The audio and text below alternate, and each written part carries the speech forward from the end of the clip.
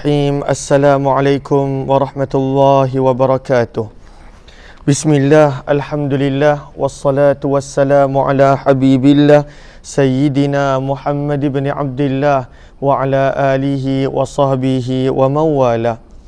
Allahumma rabbi syrah lana sudurana wa yassir lana umurana wahlul uqdatan min alsinatina yafqahu aqwalana. Allahumma fakkihna fid din wa 'allimna at-ta'wil.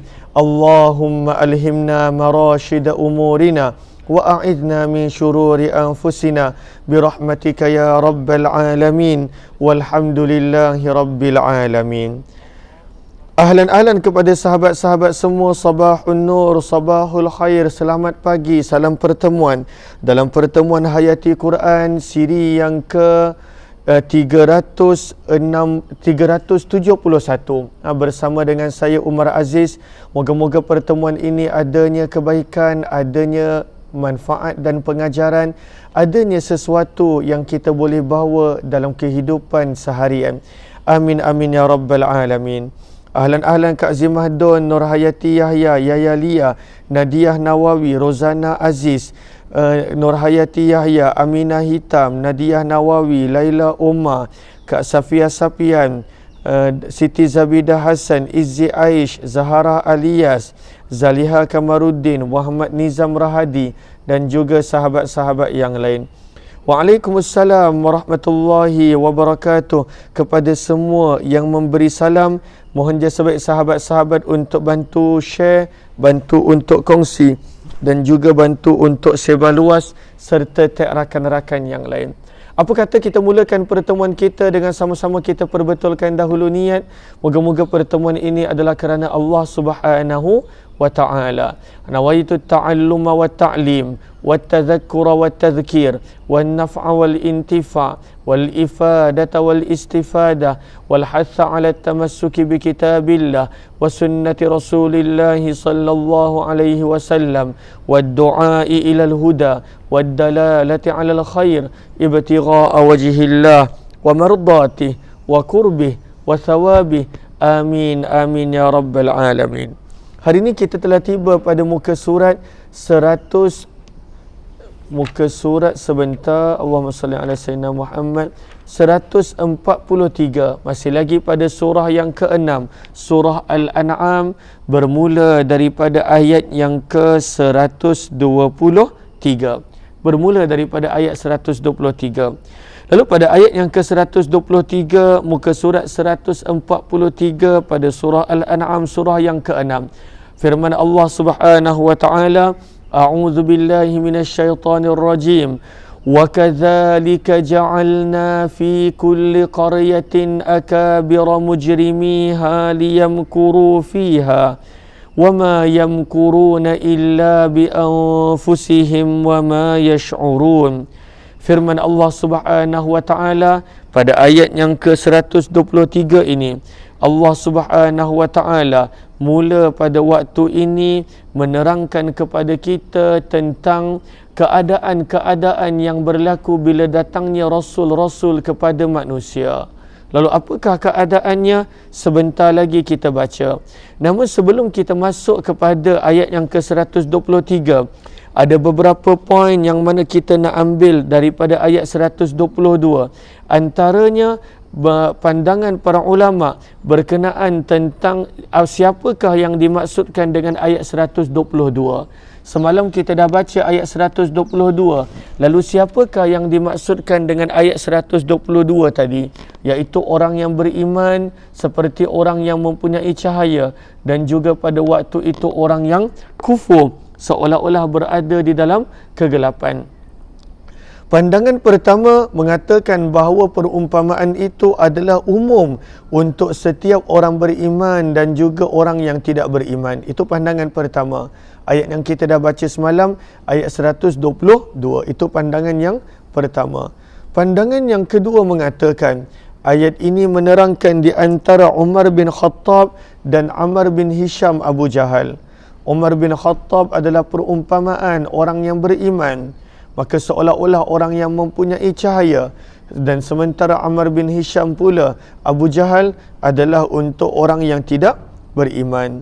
Pandangan yang ketiga mengatakan bahawa ayat ini turun berkenaan tentang Ammar bin Yasir dan juga orang yang menyiksanya iaitu Abu Jahal. Dan pandangan yang keempat, ayat 122 ini menerangkan tentang Hamzah bin Abdul Muttalib, pakcik Nabi, bersama dengan Abu Jahal. Inilah empat pandangan para ulama berkenaan tentang ayat 122 yang kita telah baca semalam.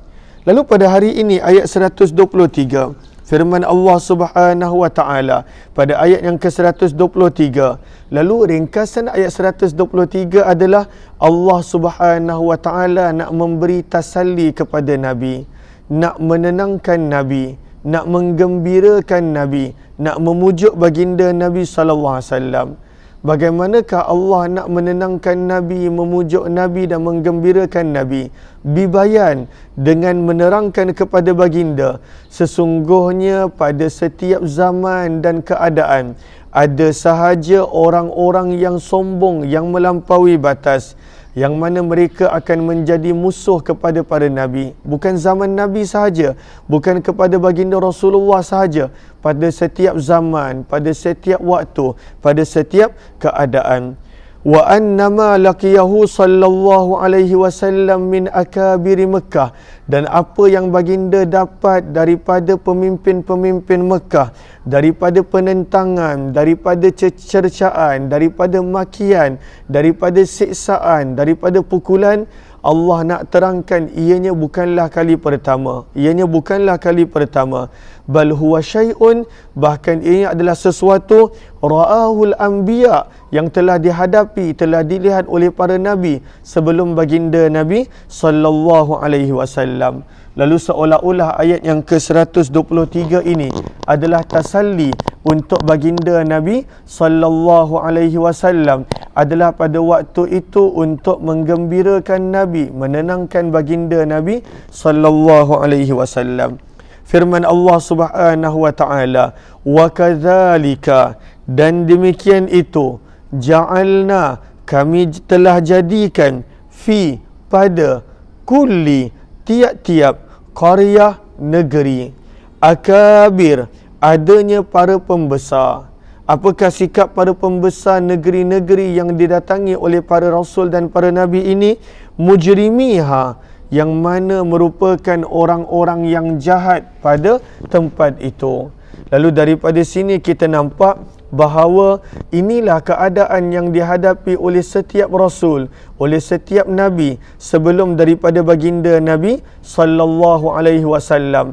Pada waktu itu setiap para nabi berhadapan dengan Al-Quran sebutkan mujrimiha, itulah dia orang-orang yang mana dikira sebagai mujrimiha, orang-orang yang mujrim, ataupun orang-orang yang pada waktu itu orang-orang yang jahat. Lalu siapakah yang menjadi orang-orang yang jahat pada waktu itu? Firman Allah Subhanahu wa taala, akabir, ketua-ketua, pemimpin-pemimpin pada tempat tersebut, pada keadaan tersebut. Lalu pengajaran yang pertama yang kita dapat, inilah situasi yang dihadapi oleh semua para nabi. Lalu kalaulah dalam keadaan kita mengajak manusia kepada Allah, kita melakukan amar ma'ruf nahi mungkar, ataupun melakukan sesuatu perkara yang baik, dan pada waktu itu ada sahaja gangguan, maka kita kena pada waktu itu ingat inilah situasi yang dihadapi oleh para nabi. Dan jalan dakwah bukanlah jalan yang mudah. Jalan dakwah pada waktu itu penuh dengan cabaran dan susah. Maka sebab itu ketika mana Nabi menghadapi situasi itu, Allah tidak hilangkan terus, tetapi Allah tenangkan baginda dengan mengatakan, inilah ja'alna, kami telah jadikan begini, fi kulli qaryah, pada setiap negeri yang mana pemimpinnya, ketuanya adalah mujrimiha, orang-orang yang jahat yang berada di situ. Maka ini yang pertama, inilah sunnah, inilah keadaan yang dihadapi oleh para nabi dan para rasul. Lalu kalaulah kita pun diuji dengan ujian yang sama, bukanlah kita minta, dalam keadaan kita nak mengajak pada kebaikan, pada waktu itu nak mencegah kemungkaran, maka datangnya ujian-ujian seperti ini, maka kita kena tahu dan kita kena tenangkan diri kita dengan ayat ini, kerana inilah situasi yang dihadapi bukan sahaja oleh baginda Nabi, namun oleh Nabi-Nabi sebelum baginda Nabi SAW. Kemudian pengajaran yang kedua yang kita dapat pada perkataan mujrimiha. Mujrimiha memberi makna akan orang-orang yang jahat, orang-orang yang berlaku jahat. Tetapi siapakah mujrimiha pada kebanyakan negeri? Firman Allah pada sebelumnya, akabira, iaitu para pembesar. Maka daripada sini kita nampak antara sebab yang menjadikan manusia itu pada waktu itu terleka dan lalai, pada waktu itu sehingga berubah menjadi orang yang zalim dan juga tidak baik, adalah disebabkan jawatan dan juga kekuasaan.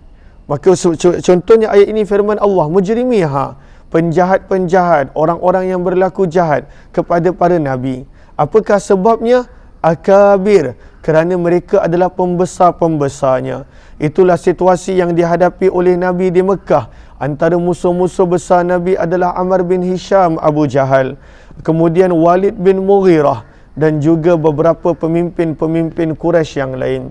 Maka daripada sini, kalaulah kita diberikan oleh Allah dengan kekuasaan, dengan jawatan, dengan pangkat, dengan kedudukan, maka pada waktu itu gunakanlah sebaik-baiknya. Risau dan khawatir, moga Allah pelihara saya dan setiap daripada kita boleh menjadi penyebab manusia itu menjadi mujrimiha. Sebab itu ayat ini menyebut akabir, pemimpin-pemimpin yang mana mujrimiha, yang berlaku jahat kepada para nabi dan juga pada para rasul. Menjadi pengajaran untuk kita pada poin yang kedua ini, bukanlah untuk kita menuding jari kepada sesiapa, tetapi sebenarnya peringatan untuk kita, kalaulah kita mendapat jawatan dan kedudukan, maka gunakanlah untuk kebaikan, bukannya untuk kepentingan sendiri ataupun kepentingan yang tertentu yang boleh menjadi penyebab dengan akabir tadi, jawatan tadi, kita menjadi mujrimiha, orang-orang yang jahat. Bahkan jahatnya itu kepada para nabi dan para rasul pada zaman yang dahulu. Ini pengajaran yang kedua. Lalu apakah kejahatan-kejahatan yang dilakukan oleh para pembesar-pembesar negeri, para pemimpin-pemimpin negeri, ketika mana datangnya Rasul memberi ingatan, datangnya Nabi memberi ingatan, maka pada waktu itu firman Allah, liyamkuru, mereka pada waktu itu liyamkuru. Apakah maksud liyamkuru? Maksud daripada liyamkuru adalah memberi makna du'auhum ghairahum ila dhalalah, mengajak orang lain kepada kesesatan. Itu maksud liyamkuru di sini, dan diterjemahkan di sini agar mereka melakukan tipu daya daripada makar. Kalau dalam Quran terjemah biasa diterjemahkan sebagai untuk mereka melakukan tipu daya. Apakah tipu daya yang dimaksudkan di sini? Kembali kepada dalam tafsir Al-Wasit, itulah tipu daya dengan mengajak orang bawahan dia, orang rakyat jelatanya, orang yang berada di bawah pimpinannya, mengajak mereka kepada kesesatan. Lalu sebab itulah kejahatan mereka adalah liyamkuru fiha, mereka memperdayakan penduduk-penduduk negeri tersebut. Fi maksudnya di dalam, pada, ha itu kembali kepada qaryah, negeri.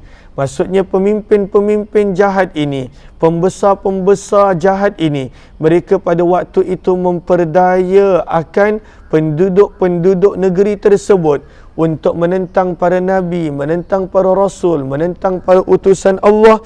Mereka pada waktu itu memperdaya akan mereka. Liyamkuru, mereka memperdaya. Apakah maksud memperdaya?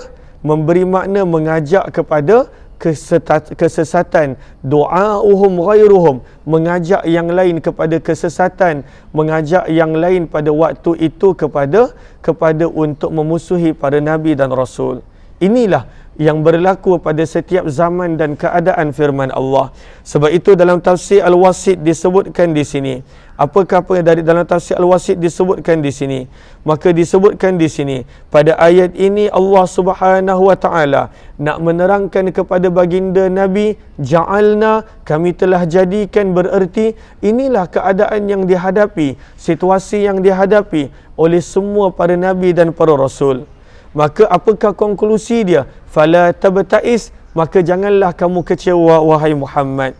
Janganlah kamu kecewa wahai Muhammad, mimma yusibuka, daripada ujian-ujian yang menimpa kamu, min zu'ama'i Mekah, daripada pembesar-pembesar Mekah, fatilka tabi'atul hayah, itulah keadaan pada setiap zaman dan juga pada setiap keadaan, yang mana kebiasaannya para pemimpin sesuatu kabilah, sesuatu negeri, sesuatu kawasan, merekalah manusia yang paling berlaku kejam kepada para nabi dan juga para pemberi ingatan. Inilah firman Allah. Sebab itu di situ poin yang pengajaran kedua tadi, kita nampak bagaimana Allah tegaskan akabir, pembesar, dan apakah sikap pembesar negeri itu? Mujrimiha, berlaku jahat kepada para utusan dan nabi serta rasul Allah. Maka sebab itu kita gunakanlah kalau ada kekuasaan dan kekuatan itu dengan perkara-perkara yang baik, tanpa perlu kita menuding jari kepada sesiapa, menyebut tentang sesiapa. Sebenarnya untuk diri kita, supaya kalaulah Allah berikan sesuatu kemudian harinya, maka pada waktu itu tidak menjadikan kita sombong dan kita alpa dan leka. Seterusnya firman Allah Subhanahu wa taala, liyamkuru fiha, untuk mereka memperdayakan fiha, di dalam negeri itu penduduk-penduduknya.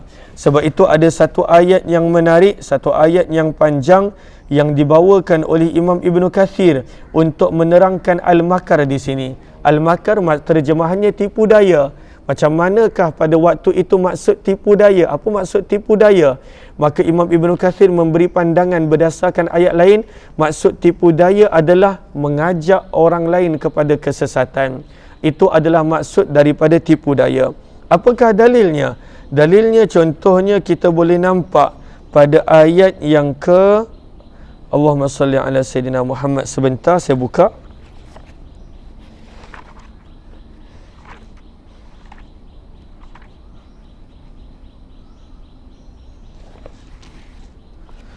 Allahumma salli ala Sayyidina Muhammad wa ala ali Sayyidina Muhammad, pada juz yang ke 22.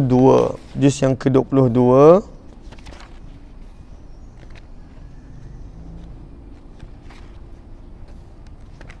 Pada surah, Allahumma salli ala Sayyidina Muhammad.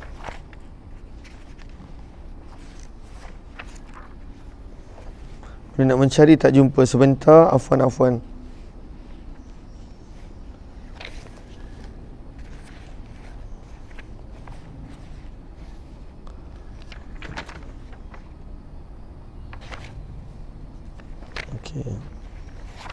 Alhamdulillah dah jumpa. Lalu sahabat-sahabat boleh buka ayat yang ke-31. Ayat yang ke-31 dan juga ayat yang ke-31 sampai 33. Maka ayat ketiga ayat ini menjadi dalil oleh Imam Ibn Kathir ketika mana menerangkan maksud liyam kuru. Pembesar-pembesar pada waktu itu memperdayakan akan orang-orang yang berada di bawahnya menentang para nabi dan juga menentang para rasul. Maka firman Allah Subhanahu wa taala pada muka surat 431 pada ayat yang ke-31 hinggalah ayat yang ke-33. Jom kita lihat ayat yang ke-31. Wa qala allazina, muka surat 431, lagi sekali saya ulang, muka surat 431 surah Saba, surah yang ke-34, ayat yang ke-31. Ayat-ayat ini dibawa nak menerangkan tentang situasi bagaimana keadaan di padang mahsyar di antara rakyat pengikut dan juga pemimpin yang pada waktu itu memperdaya akan rakyatnya daripada beriman kepada para nabi dan juga para rasul. Firman Allah Subhanahu wa taala pada ayat yang ke-31, وقال الذين كفروا لن نؤمن بهذا القرآن ولا بالذي بين يديه. Yang itu kita tidak terjemahkan. Lalu firman Allah Subhanahu wa taala, walau tara idzil zalimuna mauqufuna inda rabbihim. Allah menerangkan situasi di antara pembesar-pembesar yang mana pada waktu itu dihadapkan di hadapan Allah pada hari kiamat dengan rakyat jelatanya. Firman Allah, walau tara, dan kalaulah engkau boleh melihat wahai Muhammad, idzil zalimun, ketika mana orang-orang zalim itu mauqufun, dihentikan, didirikan, inda rabbihim, di sisi Tuhan mereka. Bagaimanakah keadaan mereka pada waktu itu? Yarji'u ba'duhum ila ba'dinil qaul, maka sebahagian daripada mereka pada waktu itu akan berdebat, akan pada waktu itu menyalahkan sebahagian yang lain. Maka Allah detailkan apakah maksud mereka akan memulangkan perkataan, mereka akan berdebat, mereka akan mempersalahkan antara satu sama lain. Firman Allah, yaqulu, kelak akan berkata, alladzina stud'ifu, orang-orang yang pada waktu itu lemah, orang yang dianggap lemah iaitu para pengikut. Maka para pengikut yang menentang Nabi dan Rasul di dunia pada waktu itu akan berkata kepada siapa? Pemimpin-pemimpin mereka, ketua-ketua mereka. Firman Allah, lilladzina istakbaru, mereka akan berkata kepada orang-orang yang sombong. Lalu daripada sini kita nampak Allah pada waktu itu tidak memanggil pemimpin seperti mana ayat yang kita baca tadi, perkataan akabir, pemimpin. Tetapi pada ayat ini Allah tak panggil dengan gelaran pemimpin, Allah panggil dengan gelaran istakbaru, orang-orang yang menyombong diri. Pun pengajaran untuk kita, kadang-kala manusia itu bila datangnya dengan sesuatu nikmat, dia menjadi sombong, dia menyombongkan diri kepada Allah Subhanahu wa taala. Allahumma salli ala Sayyidina Muhammad wa ala ali Sayyidina Muhammad. Lalu adakah putus-putus lain? Bayan lepas tempat saya juga lain putus-putus, ada yang kata lain putus-putus. Sebentar saya cek. Putus. Lalu bagaimana? Adakah kita nak teruskan ataupun berhenti di sini? Kalau lain putus-putus, kulim pun putus-putus. Lalu kalaulah begitu kita berhenti di sini. Kerana ramai yang kata lain putus-putus. Allahumma salli ala Sayyidina Muhammad. Putus-putus. Okey, lalu kita berhenti di sini. Bagaimana? Lalu Allahumma salli ala Sayyidina Muhammad. Ramai yang kata lain putus-putus, maka risau ada yang tak dapat sesuatu. Lalu tadi saya tengok lain okey. Cumanya Allahumma salli ala Sayyidina Muhammad wa ala ali Sayyidina Muhammad. Lalu bagaimana? Adakah kita nak teruskan? Adakah putus-putus sampai tak dapat apa-apa? Ataupun bagaimana? Allahumma salli ala Sayyidina Muhammad. Semua putus-putus, ya. Adakah kita nak teruskan? Ataupun kita berhenti di sini? Ayat itu ada lagi beberapa pengajaran yang kita nak sebutkan ataupun bagaimana?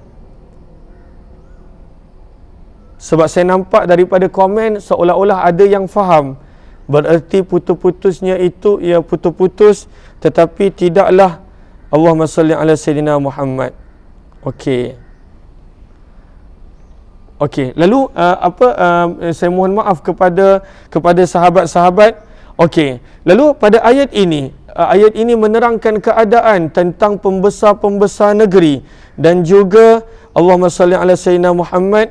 Lalu kita berhenti di sini. Sebab ramai yang kata putus-putus. Lalu kita berhenti di sini. Lalu nanti kita tengok bagaimana marhaban ya Ramadan. Kalaulah putus-putus juga, maka kita tak buat.